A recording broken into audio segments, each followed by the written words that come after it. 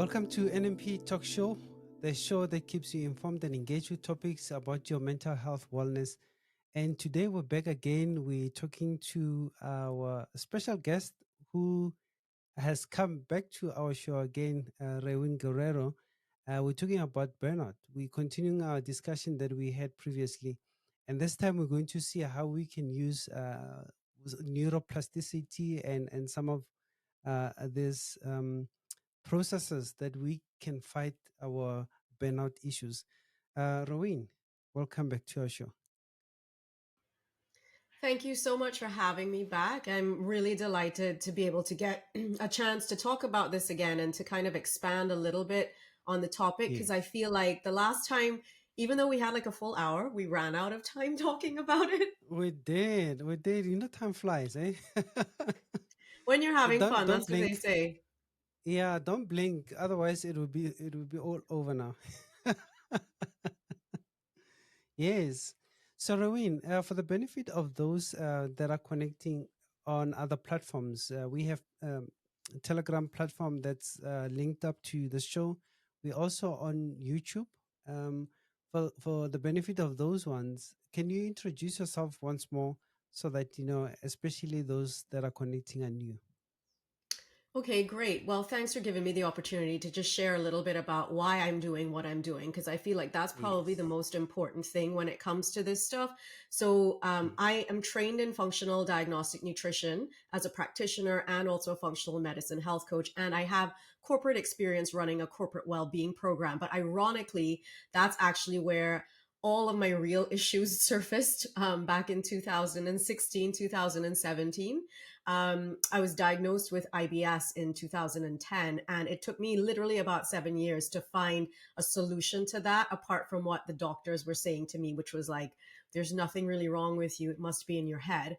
So I had to find alternative means of figuring out what was wrong because I did not want to become dependent on medications for the rest of my life. I just, in 2010, I was only 31 years old and I did not want to be stuck on proton pump inhibitors and anti-anxiety meds and that kind of thing. So I knew that there had to be a better way and I wanted to find that better way. And very often when I tell this story, people connect with it because they also have been through something very similar where they've been sort of dismissed by their medical professionals as, oh, your blood work's fine, like everything's normal. You might be tiny bit, like maybe you got a little bit of hypothyroid or you might be pre-diabetic, but nothing to worry about. Don't bother us until it becomes a real problem, and they get dismissed. And I call it medical gaslighting. You get gaslit by your doctor telling you like it's you're crazy, there's nothing wrong with you, it's in your head. But what I have learned since then is that just because you have numbers on a piece of paper that look like they're normal, that doesn't actually mean that you're healthy, right? Because health is Mm. not just the absence of illness, right? Health is about the organism, every cell, every tissue, every organ functioning on a cellular level where you have got energy, where you have got vitality, where you're immune to things. You've got good immunity, you've got balance in your body, you don't have a racing heart, you don't have sweaty palms, you don't have dodgy skin. Like all of these are key indicators of health. So where people want to ask like, well, how do you know if you're healthy or not? I'm like, what's your skin like? What's your digestion like? Are you going to the bathroom regularly? Are you going every day? And you need to pay attention to some of these things because they're really, really important for these. This is how you tell what's going on with your body, because your body is the most like it tells you everything. Like it literally speaks to you.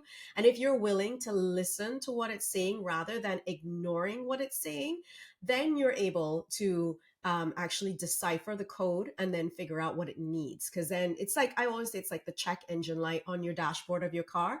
So when it comes on, you don't just ignore it. You pay attention, you take the car in, you get it checked out. And it's the same thing with a body. Unfortunately, when we take it to a doctor, their only solution is like, they don't really want to check it out. They're like, oh, well, let's just turn off the check engine light. Let's, fix some pills and let's just get that stupid, annoying light off. And you're like, well, the whole point of these symptoms is that they're clues. They're giving us their map to what's going on. So my whole ethos is like, let's figure out what's going on under the hood of your car, which is you, your body. And you only have one body. Mhm. You can't swap it out. You can't get a new one. So you got to take really good care of it, and paying attention to those signs and symptoms is probably the number one way to tune in to what's going on. And you need to be going slow enough to do that. And unfortunately, my life back in 2010, 2011, up to 2017, I was in go go go go go go go mode. You know, I was trying to create a career. I had just come out of a marriage, and I was starting over, and life was just a little bit very like just hectic, and I didn't really have a ton of time to be taking care of myself in the way that I'm talking about now, like where I've got time and space to meditate, to breathe, to pay attention to signs and symptoms without trying to like silence them with medication. Yeah, that's a way to introduce yourself there, Raewyn. And definitely you're right. Your body gives you signs, and sometimes we really ignore those signs. Maybe because we drive a lot, and our cars we depend on them so much that when we see a light engine coming on, we just thinking no, we can still go for a little bit, but our bodies are different in that way. Now, as I introduced the show, I introduced the word neuroplasticity. What is that? You're muted. Huh? Yeah. So what's great about the brain is that even though we have been told that, you know, when you're growing, you need to be nurturing the brain, and that you kind of get to the point of being an adult and you no longer need to do that, the brain actually continues to evolve and to grow even as we grow through life. So it's very important for us to take care of it. And what how we can do that, because essentially what I'm saying is that it's constantly responding to the environment and to stimulus, and what we need to do with that is, you know, we need to be very mindful of what we feed ourselves, and not just from a nutritional perspective, but also from the perspective of, you know, the thoughts that we think, right? So you can be hardwired, let's say, to be an anxious person, to have a lot of stress, to be overwhelmed easily. But you can also retrain your brain to no longer respond in that way by the way that you think. And there are certain practices that you can use that will help the brain stay elastic. So to stay flexible and to rewire your neural pathways. So what I'm talking about, like what I use with clients, people who are, you know, who come to me with anxiety or feeling depressed or feeling very low in energy or just feeling hopeless about life, you know, we look at, well, what are the things in your world that can be fixed or changed, right? Like what can you actually do to change what's going on around you, so that if there's a situation in your life that's making you feel a certain way, how do we fix that? Now let's say there isn't a situation, it's just like you're waking up every day and you're feeling hopeless. How do we change your biochemistry then? So food is useful for that too. So food can help you modulate your biochemistry. Sunlight can help you modulate your biochemistry and your neurochemistry. And I always say, like, if you get the body right, then the brain follows. So if you're working on fixing the body and like nourishing it in the right way, moving it, you know, getting active every day, getting blood flow to the brain, all of these things help with the way that the brain actually performs and the way that your mind performs and how resilient you become and how resilient you are. So, sorry, I've just got a frog in my throat. Let me just take a quick sip of water. No worries. Yeah. Mm. So, in terms of looking after, you're trying to protect your mood and trying to keep you in an elevated state of consciousness, let's say. If you're prone to feeling down, prone to negative thinking or catastrophic thinking, what we try to get you to do is to change that by actually doing exercises. And there are certain things that you can practice on a regular. So obviously mindfulness is one of the things that is very popular right now. Everyone is into mindfulness meditation, or box breathing is something that we can do to start helping oxygen flow to the brain. But sometimes people say, like, actually, it's really hard for me to just sit and be alone with my thoughts. Is there something else that I can do? And I've gotten that a lot from people in dynamic environments who find it very difficult just to sit still and to practice breath work. So they will instead find like they'll do better if I actually give them something to focus on. So even like an affirmation, you know, I am becoming happier and happier as I breathe in and out, they will that can be something that they can just say to themselves as they're breathing in and as they're breathing out. And then sometimes even writing something down can be very, very helpful, like writing down something positive or finding 3 to 5 things per day that you are happy about. And there's a lot of good research behind this. And in fact, I think it was a Stanford University professor who showed that if you took like 10 minutes at three times throughout a day to just find 3 things that you're happy about or that you're grateful for, that will actually rewire your neural pathways so that if you're struggling with depression, and I've seen this in my practice, so I've got like, we've got the academic research to support it, and then I've got like the clinical application of it. I've seen people who have been struggling with anxiety or depression within 2 weeks of doing this practice, obviously in tandem with doing some of the other cool things that we're doing, Mm. changing up their food and reducing inflammation in the body. The brain actually starts to respond, and then their minds start to respond, and they start becoming happier, more balanced. They're not as stressed, not as easily overwhelmed. So neuroplasticity is the science of how to train the brain ultimately to respond to how you want it to. So if you feed it good things, it will respond in a great way. If you feed it not so good things, it's going to respond in that way and accordingly. So the brain responds depending on what you feed it. I was listening to one podcast yesterday, and this doctor was talking exactly what you're talking about, what you feed your brain. And one of the things that he mentioned is that we need to stay away from our cell phones, especially when we wake up.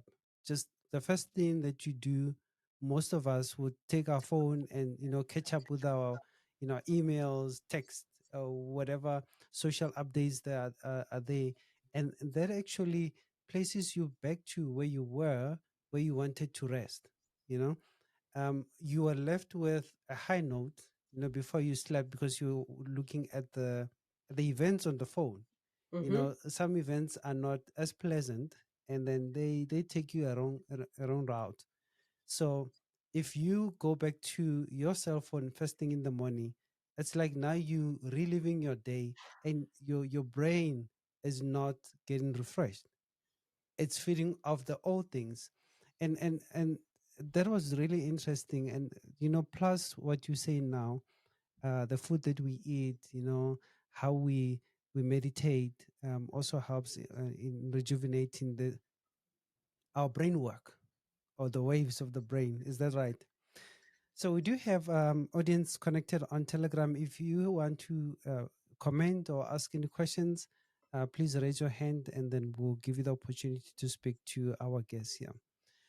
Now, Raewyn, as we move forward with our topic, what are the things that are common misconceptions about burnout? Yeah, great one. One of the most common things that I get about burnout is that people think it's completely down to willpower and that it's, totally down to situations. And they don't realize that, so everyone thinks like, oh, that's an emotional issue. And they Mm, neglect to acknowledge the fact that there's something physical actually happening to the body as well. And that, mm, yes, you might be in let's say, a working environment or a relationship that can be toxic and could be causing you distress, but there may be other factors as well, that because there may be tons of other people in that exact same environment who are not feeling the exact same way that you are. So why is that? Like, what's going on with your unique biochemistry that requires that you need to pay attention to this? So I think, like, when I see and I hear burnout experts talk about the fact that burnout's all purely mental and psychological, and that, take a mental break, I'm like, well, what about some of the underlying causes that are going on with your physiology that we need to pay attention to? And if you want to mm, recover from it and not have it happen again, yes, we'll have to put some behavioral strategies in place for sure, and some psycho-emotional ones. But let's look at the biochemical ones that we can modulate, and what might be some of the contributors that are factoring into that. So very often people neglect the fact that the air that they're breathing could be contributing to their burnout. The EMFs, I love that you brought up the cell phone. Like the EMFs are a big part of people feeling burnt out as well. The Yeah. fact that when we pick up our phones too, so that's a behavioral strategy. So it's behavioral as well as it's environmental. So you've got like the picking up of the phone and what that does to dopamine in the brain. It basically starts sucking up. So it you end up using up more dopamine than you're able to produce. So that's why you end up feeling a bit frazzled and fried, right? So constant alerts, notifications, social media, that kind of thing, all the different apps that, chat, GPT, whatever it is that we're kind of plugged into these days, is actually Yeah. disconnecting us from our bodies, right? And what's happening is that our bodies aren't able to keep up with the pace at which all of this is happening. So we start using up resources very quickly. Dopamine's just one of them, but that feeling of being frazzled definitely is like from overuse of dopamine. Like when you like you said, you wake up in the morning, you go straight to the phone. I have a little trick, by the way, where I don't keep the phone in the bedroom.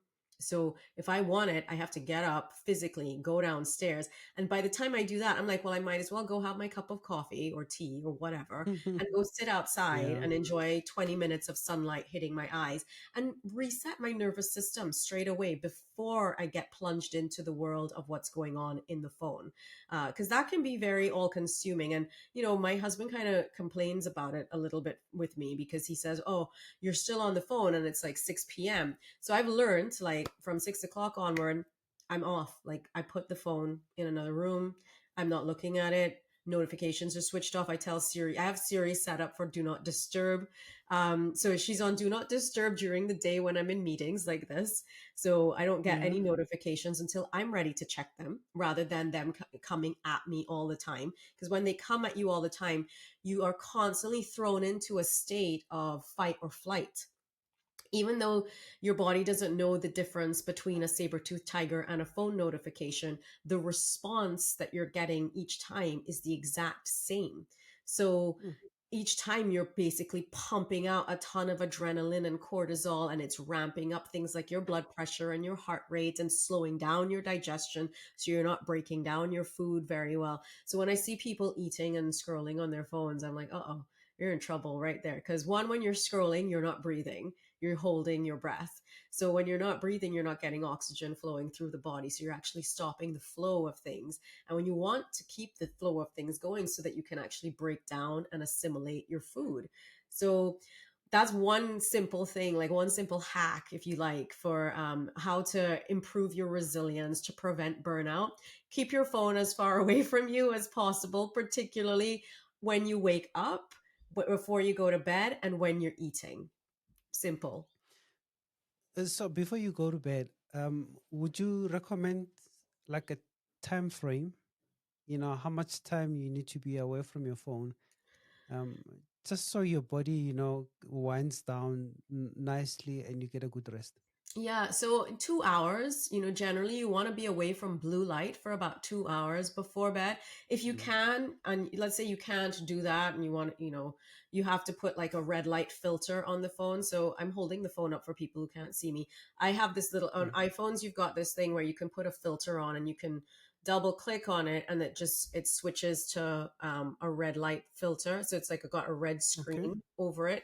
So Uh-huh. that protects you from blue light. I mean, it's not enough, to be honest. Like, you don't want to be stimulated all the time. So that's red light. Mm. That's one thing. EMF wise, there are devices or things that you can put into the back of the phone. So light is one of the factors that can be overstimulating and can cause some problems with the brain. The EMFs are the other thing that can kind of debunk or derail your nervous system. So there's little devices. I'm going to try and open this so I can show you. Hold on. I don't know if everybody, you said people are on YouTube so they can see. So I've got this little Yeah. chip that sits at the back of it. I don't know if you can see, it says cell chip right here. Yeah. And you Mm-hmm. place that in the case of the phone, and then you put it over here, and it's meant to reduce your EMF exposure.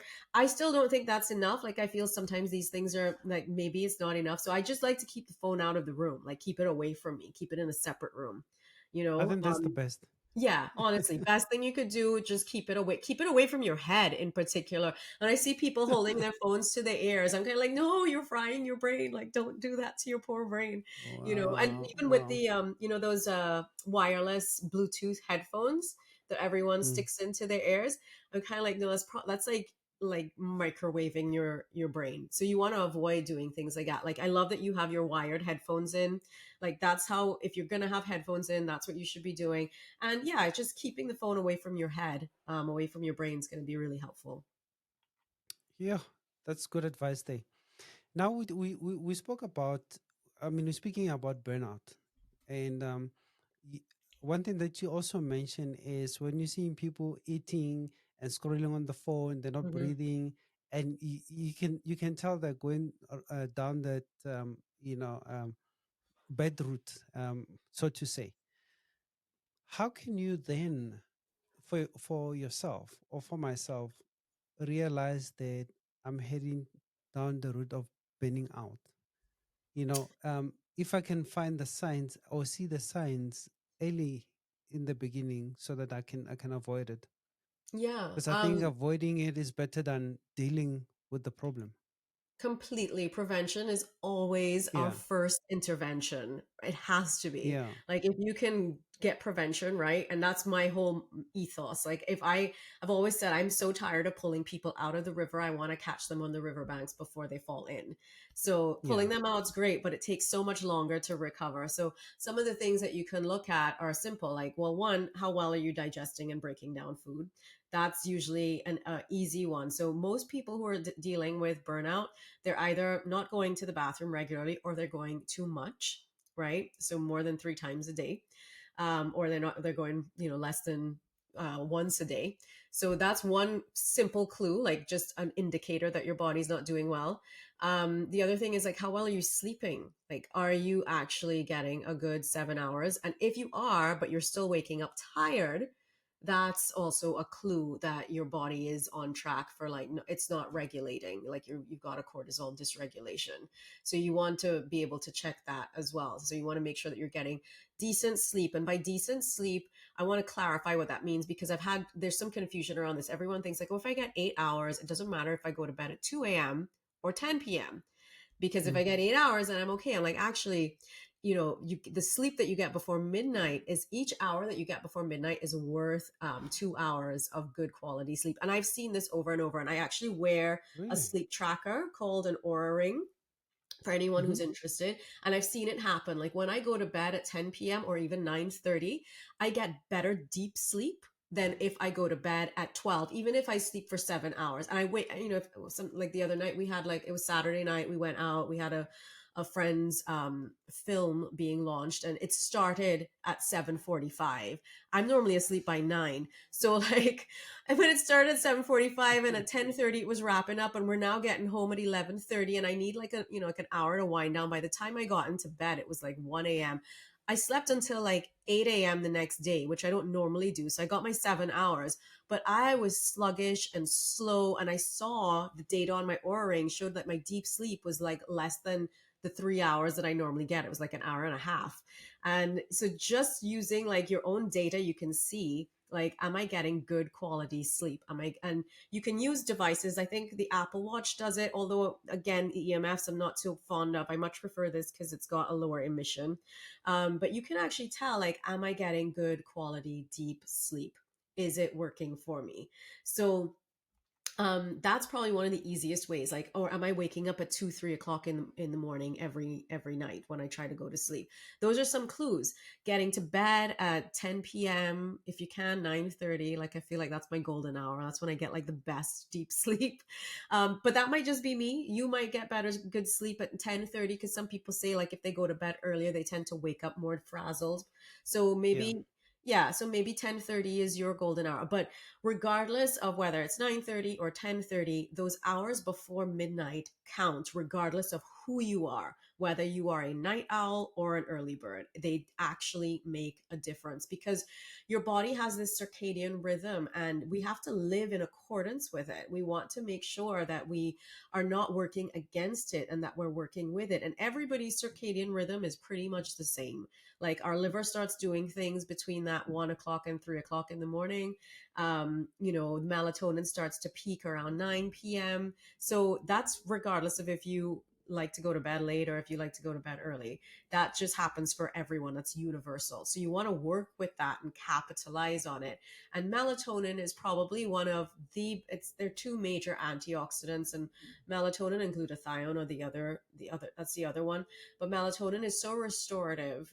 It keeps you happy. It balances and regulates your hormones. It regulates your metabolism.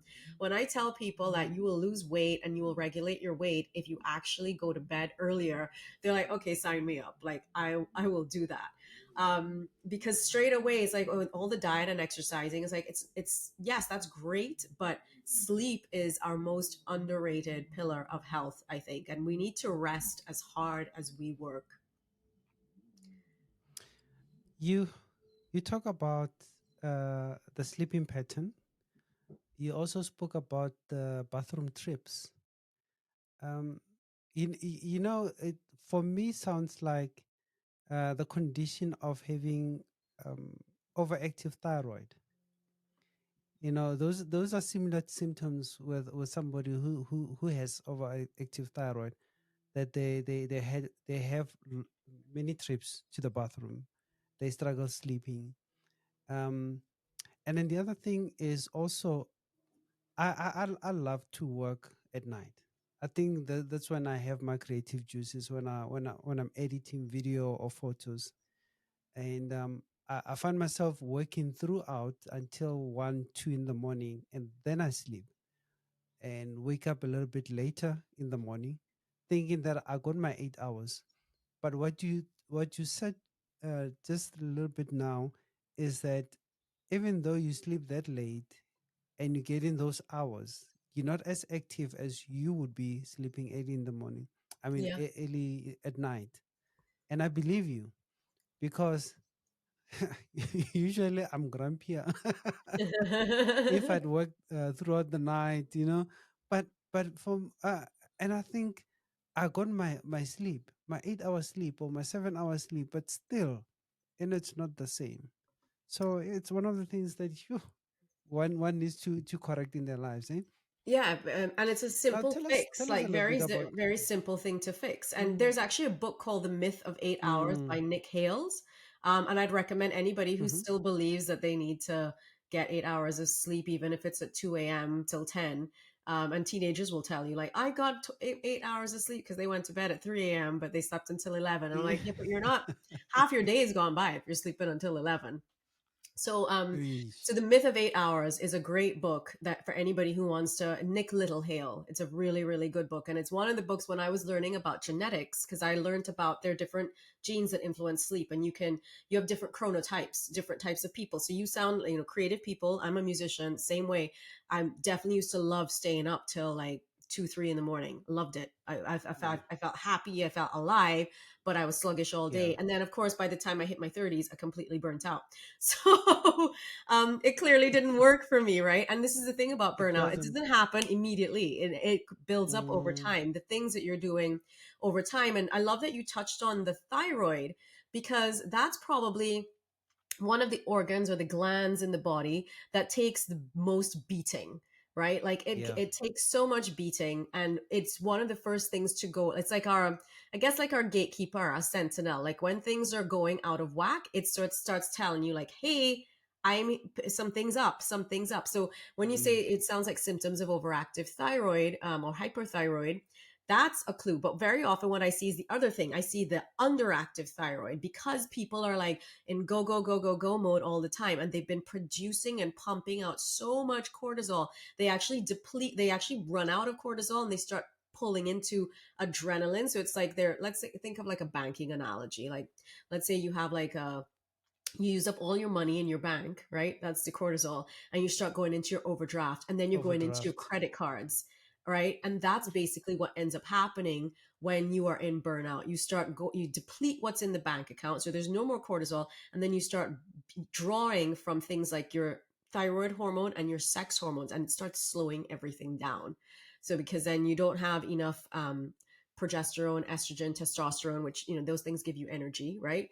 And then you don't have enough thyroid hormone, which helps you deal with the world. It helps filter out things like heavy metals and all the stuff that we're dealing with on a regular basis. So all the environmental toxins, as well as some of these psycho-emotional things.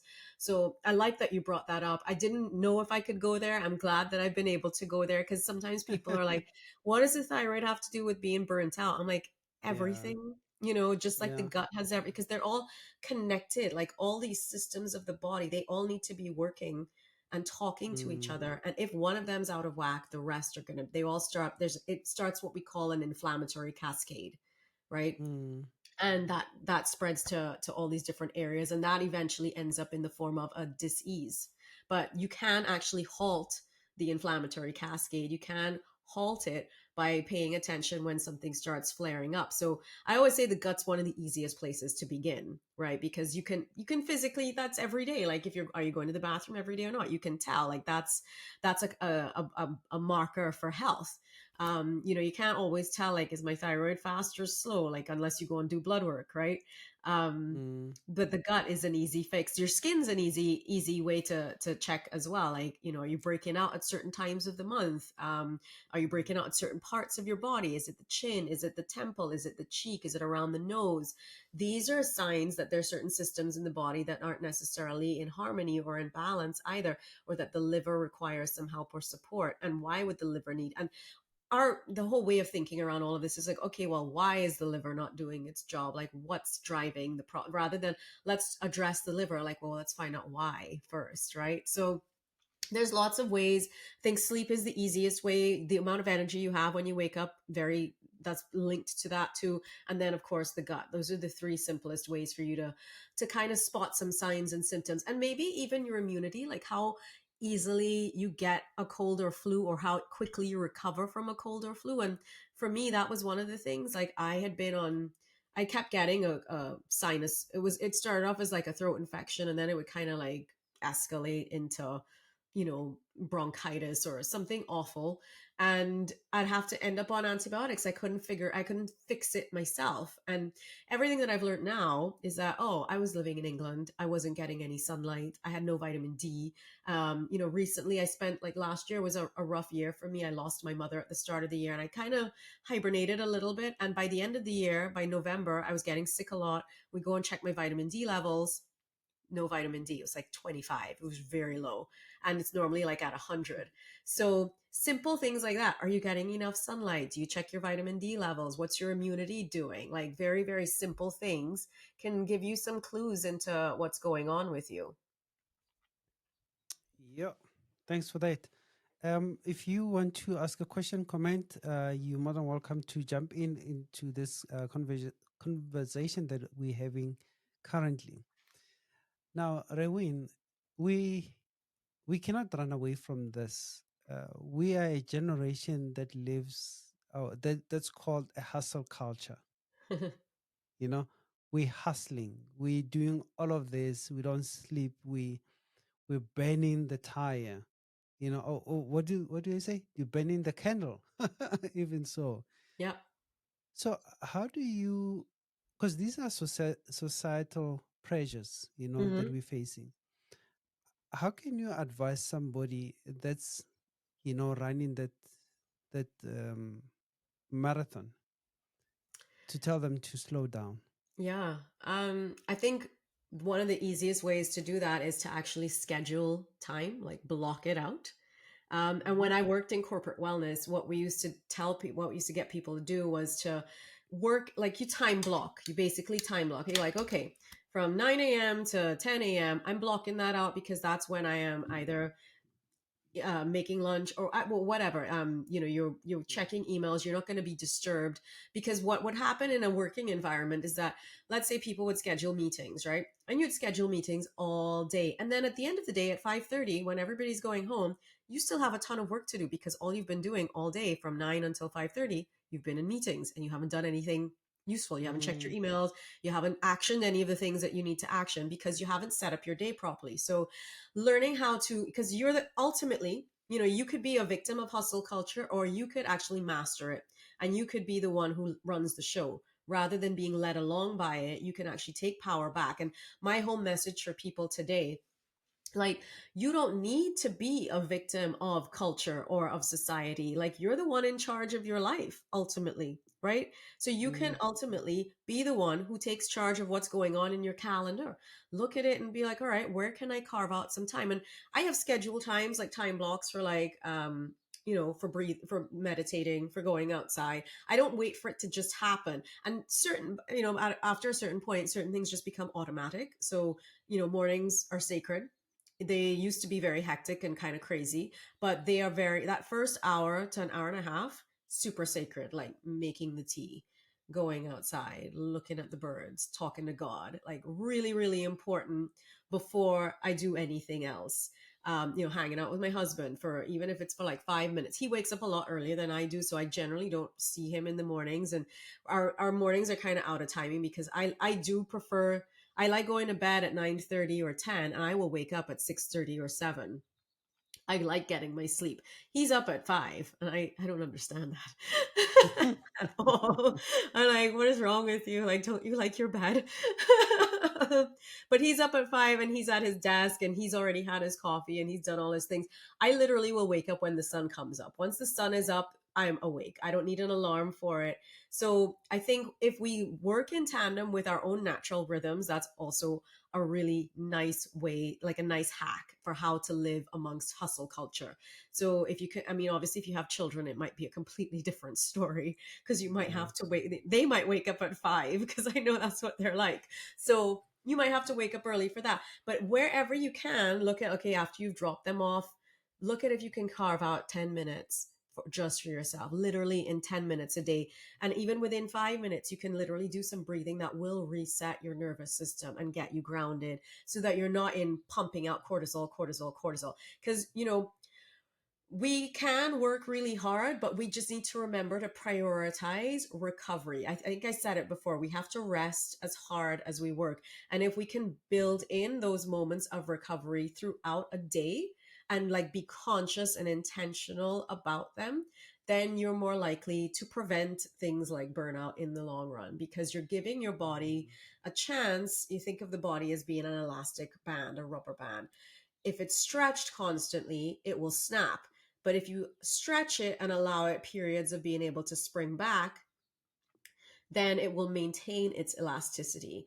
And that's ultimately what you want to be doing. And that's what you need to be thinking of when you're like, okay, I'm in go, go, go all the time, but I have got 10 minutes in the morning, 10 minutes before lunch, before eating to kind of get calm as well. Like eating in a calm state of mind will really help you break down and digest and absorb all the nutrients from your food because you might be eating a healthy diet, but if you're not absorbing it, then you are what you absorb, not just what you eat. So you want to look at, okay, 10 minutes in the morning, 10 minutes before I eat, 10 minutes before I go and deal with whoever, a child or a partner, or before getting in the front door. Sometimes people need that, just sort of like, it's concept shifting and doing breath work, practicing a visualization, listening to some music. Like for me, worship music does it. Like if I've got my I 20 was minutes to about 10 minutes, I was about to ask you that. I hate to say you're a music musician. definitely. Yeah, Yeah, music for sure. maybe for another show we can ask you to hit a note or two for us there. We'll get you Funny. wind down and your throat relaxed, and then you can sing for us. But for Yeah. today, the type of music that we listen to, would that also contribute to being burnt out, or can it help us to recover from it? I think, yeah, both. Music, I grew up with a bunch of musicians. My dad is a worship leader, or he was, and now he's a pastor. When I was growing up, he was a worship leader and then he became a pastor. And he always talked Yeah. about the atmosphere that you want to create. So, I mean, I'm going to go down the whole, like, the Holy Spirit's not necessarily going to show up if you've got, like, I don't know, gangster rap playing, right? Um, so in the same way, and that's stuff that can really ramp you up, hype you up. And ancient traditions, before they'd go to war, they had certain Yeah. drumming beats that they would use to rev up and create that sense of like, we're going out to fight and to kill, right? So Mm, drums, certain drumming beats, certain types of music can be used for creating a ramped up, elevated, hyper arousal type of state. And mm, similarly, we've got certain types of music that will, invite calm and serenity and peacefulness. Now, that might look different to every single person. Some people love jazz. And for me, I find it very discordant and I don't find it relaxing at all. I much prefer like gentle acoustic piano music or guitar, like and stuff that's non electrified for it me. goes with Other people age. might, maybe it comes with age, true, because when I was younger I definitely liked stuff that was a lot louder. And Yeah. and definitely as you get older, but that's also a sign too that you're becoming more attuned to what works and what doesn't. I think when you're younger Mm, you're a little more, well, you're more resilient for a start. As you start getting older, you have to work on being resilient, right? mm, So to work on being resilient, you have to be conscious of like, well, what are the things that actually facilitate that? So as you get older, you might need more magnesium. You might need, in order to keep your stress levels calm. You want to keep your body in a good place. You want to be listening to more relaxing, soothing, slower types of music or beats rather than mm, heavy, intense. Just like with the exercise, like I used to be able to run a marathon when I was younger. Now, high intensity interval training, no, it's not that good for me. I don't want to be doing anything that intense because one, my joints, my bones, my cortisol levels, you have to adapt as you start flowing through life if you want to maintain the same mm, level of elasticity and vibrancy that you had when you were younger, and you want to prevent things like burnout. So it will change as you go through different decades as well, right? So as you kind of hit your it does. 40s, as you hit your 40s, the thing in the US and in the UK, I was living in England for 22 years. Most people, if not 90 something percent of the population over 40, are on at least one medication, right? They already have one chronic diagnosis, chronic illness Yeah. diagnosis.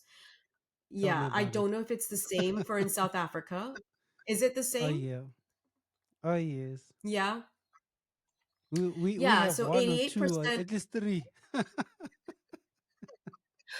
That is so Wow, by the sad. time they're in their 40s, Yeah. right? Yeah. Yeah. Yeah. And you It's see, sad, that's man. really distressing.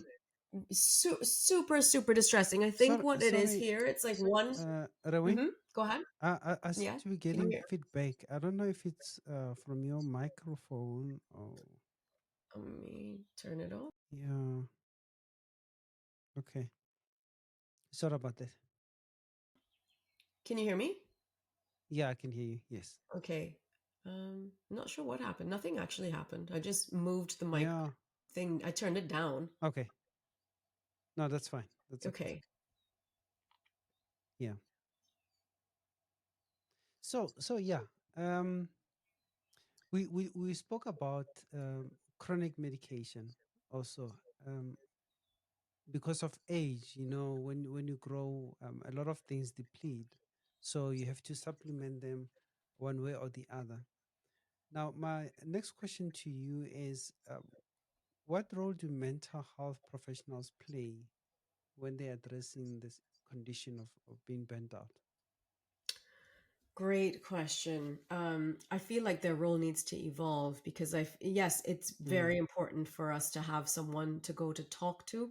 But in my yeah. experience, what I have seen, unfortunately, is that they're not equipped well enough to be able to address the body and the mind. I remember when I was going through my thing, I had a counselor on the employee assistance program, which was through work. I also had a psychiatrist and I had a psychologist. The psychiatrist only wanted to give me medication. My appointments with her were 20 minutes long. And all she ever wanted to do was like adjust the medication. The psychologist, she was great. Like she would want to sit down and talk about your trauma. But what I have noticed is that by talking about trauma, I'm not sure you actually heal from it ever, because I feel like you keep picking at the wound, rather because, and I'm like, do you need to keep picking at it in order to recover from it? Um, and I can give you an example of a situation where I had a client in 2020. She came to me and she was very depressed. She had been borderline suicidal. We do this thing called the subjective units of disturbance. It's called a SUD scale. So her SUD score at the start was like at a 2, like a scale of 0 to 10, where 10 is as happy as you can be, 0 is as unhappy as you can be. And she said, I'm at a 2. I feel very low. I'm not doing good. But I don't really know how you can help me because I've already done therapy. I had a therapist for 2 years, and I worked through all this stuff with my mom and blah blah blah. So I said, well, how's about this? I don't want to hear about all the stuff with your mom. I'm not. That's not why I'm here. I want to hear what's the kind of life that you want to create. So I feel like mental health professionals, they play a role for sure in helping you like look at your past and seeing like where your triggers come from, where the past trauma is. But in terms of helping you to move forward and to create a future that you are going to be happy in, and one that you are going to be delighted about and excited about, I feel like that's where their next step needs to go to. And that's why I love the coaching aspect of what I do, because it is very much focused on, all right, what's the goal? Like what's the vision that you want to create, and how are we getting you there? And then we start working backwards, right? So you kind of reverse engineer it.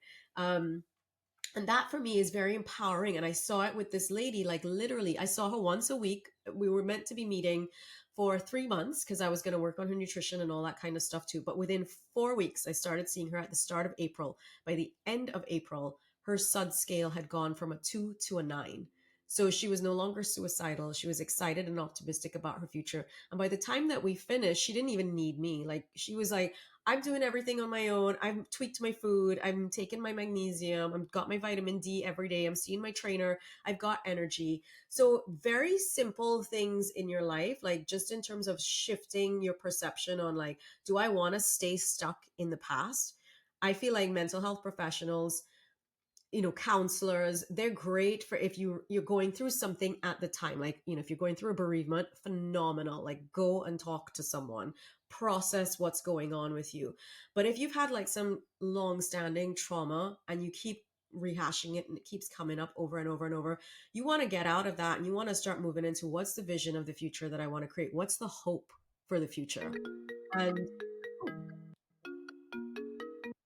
I've got a phone ringing. I don't think it's No, mine. it was mine. I'm sorry. It's okay. Yeah. So just in terms, I hope that answers the question. Like, where do I see mental professionals in all of this? Like, yeah, while you're going through something, definitely have someone to talk to, have a sounding board. But in terms of like creating your future and your vision, working with a coach is also a great option, if you want to look at what it is you're going to do next, so that you're not stuck in the past. Yeah. Yeah. Yeah. And some other professions that we cannot run away from. I mean, we're talking about nurses, we're talking about doctors, we're talking about lawyers. Those are hectic professions. And I think, well, this is me. I stand to be corrected. I think those professions are more prone to have people who are burnt out, you know? And that being said, there needs to be a way to curb this or to help them, survive in their profession. Would you have any suggestions for those professionals, Yeah. um hmm, I've had a couple of nurses who've been my clients, and some of them yeah, had to take early retirement in their 50s because they'd burnt out, because they got so sick, either like with cancer or and burnout leads to things like illnesses, right? Like that's, it's not yeah, just a diagnosis of burnout, you actually end up with an illness. They end up with cancer or shortness of breath or asthma or pain, chronic pain. How do you help them? And one of the things I remember this one lady said to me, she said like, she said, I wish I had met you 20 years ago, when I was in the middle of all this stuff and all the politics at work and nobody wanting to listen to me or believe me that I had something physical going on with me. Because when we did my labs, so my labs are a little different to what you do with your traditional doctor, which they just run blood work. With her, we were able to see that she had a problem with like a mold toxicity in her house. It was making her breathing horrible. She couldn't breathe, so she wasn't getting oxygen to her brain. It was impacting things like her hormones. What do you say to people like this? Like, find somebody who's going to do deep work with you, right? Who's not just going to give you platitudes like, oh, sleep better, sleep more, or whatever. Like, what if you're getting all the sleep, like you're spending 2 days sleeping and you still have no energy? If you have no energy, mm, that's a clue. So we want to find out like what's going on with your cells. Why aren't they producing energy? What's getting in the way of that? So finding Mm, out what's going on again under the hood, in addition to everything else that's going on externally, that is the way to combat what's happening with someone who is in that state of burnout. And obviously, medical professionals, I worked with a doctor in the UK. He was actually South African. And, he told me about what his residency and all that kind of stuff was like. They work brutal hours, like 48-hour shifts, like they don't sleep. So mm. that industry needs to change in that way, because people, and can you imagine a doctor who's not slept for 48 hours coming to work on you? Like, you don't really want someone who's like sleep deprived having to try and assess what's happening with you, right? And it's the same thing. I see it with politicians. Like when I remember when Barack Obama went into office, he was all young and black hair. And then after four Yeah, years, he like aged overnight. I'm like, that gray man has hair. not been sleeping for 4 years. That's what it looks like if you don't sleep, right? So it's things like that, like, and you think like, how can you have somebody running a country or a business, or looking after other people's bodies, responsible for other people's well-being, if their own well-being is tanking? You want to make sure that they are putting their health first as well. So well-being Mm, programs, that are actually structured around figuring out what's going on with people on a cellular level and customizing what they need to do for each of them, and of course getting the basics right, making sure that everybody is getting decent food, they've got clean water, clean air, super important. And I'm not, when I say clean water, I do not mean tap water. Everyone thinks that I mean that. And I'm like, no, mm, filter your water, get a Berkey, get something to make sure that you've got like super clean, purified water. Because in California, we have mm, got water that's very high in things like uranium and zinc, like in elemental toxins, which are, they're not mm, great for your body, and they can really cause problems later on. So making sure you've got like really good, clean, filtered water is a big part of, I think, the overall picture of health. Making sure you're getting decent sleep, making sure you're surrounded by people who listen to you, who love you, who support you, who are there for you, making sure that you're doing work that you feel lights you up rather than work that drains you and depletes you. These are all your strategies against burnout, even if you are in the midst of a working environment that can be sucking literally the life out of you. And sometimes, dealing with your trauma, dealing with that, big part of it too. Like, why are you mm, doing what you're doing? Sometimes so many people end up in professions because they're trying to prove things to other people, and they don't have good boundaries, and they don't know how to put those in place because they have got that need for approval. They feel like, oh, I've got to go over and beyond, and they end up hurting their bodies as a result of mm. that. So figuring out your trauma, figuring out your why, and then coming from, and it's easy to do that in your near 20s. Like, I feel like that's the time to like work on your stuff.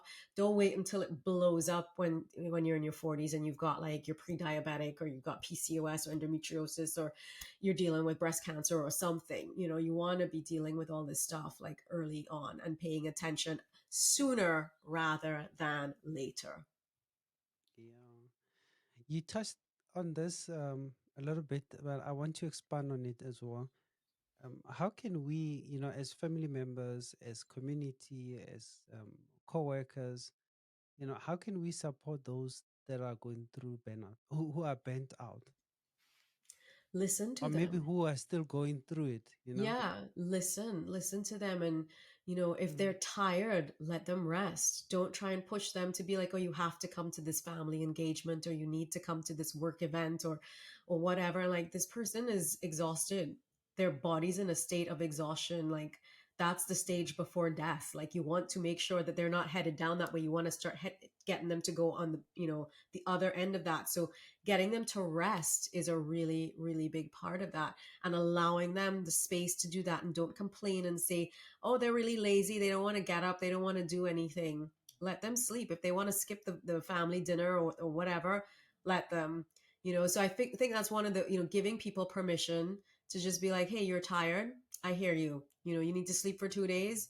Maybe you need to figure out why you need to sleep for 2 days, but in the meantime, while you're doing that, I'm going to give you the space and the grace to go through this situation. And if someone is like, let's say, on a special diet, don't encourage, or let's say they've given up drinking. Like that's a really big one. Like I hear over and over when people say, look, I have to put them on a certain, like they got to be on no sugar, no gluten, no dairy, no whatever, and no alcohol.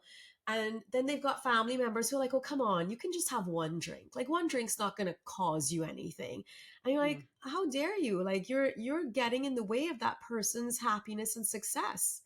you know mm, you're preventing their return to wholeness by you trying, because you don't want to be left on your own drinking or whatever it is. So don't get in the way of somebody else's progress. Like allow them to go through. If they say I'm on a healing protocol right now, or I'm working on looking after myself, support them. Don't sabotage them. That's yeah. probably the easiest way. You also said that if somebody needs to rest, for a couple of days, 2 days, 3 days, and we know that when you are bent out, really 3 days won't do anything to you. Yeah. Now, here's a question: how would somebody identify if they are going through, stress, general stress, or they are bent out? I feel like we talked about this actually on the last one. Like, what are the kind of key Mm, indicators? So stress is, yeah, everyday life. Like, we've got stressors, stuff that's coming at yeah. us. Um, I think it's when we feel we're unable to recover, like when we are Mm-hmm, sleeping for 2 days, right? That's a clue that we are mm-hmm, not just dealing with normal stress. Like, we're dealing with yeah, this and something else, right? So, like, yeah. if you're going through stress in your daily life, day to day life, you should be able to go to bed and wake up and feel full of beans anyway, right? But if you're feeling like, actually, no, I'm kind of needing more coffee to get going. I'm kind of needing, instead of like one cup of coffee, I now need like three. And if I'm feeling like at the end of the afternoon, I'm like, oh, I've run out of energy. I need some sugar to get me going again. These are some clues that, okay, your body's not producing energy the way that it's supposed to, and you're relying on stimulants in order to keep you going. So those are some signs and symptoms. So if you are hitting a vending machine or whatever it is at the end of, like at 4 o'clock in the afternoon in order for you to make it through to dinner, that's a clue, right? If you're going to sleep by 7:30 or 8 o'clock and you can't keep your eyes open once the sun goes down, like this, like that's also a clue. And I've had a lot of clients like that. They're like, oh my God, the second it gets dark, I cannot keep my eyes open. I'm like, Out. yep, that's a real clue. That is not normal stress. That's totally not normal. So Yeah. those are some serious, so energy production is probably the thing you need to be looking at. Like, how much energy have you got? And if you're not having a Yeah. lot of it, that is the big differentiator between stress and burnout. Yeah. Guess what? We're at time. We ran out of time.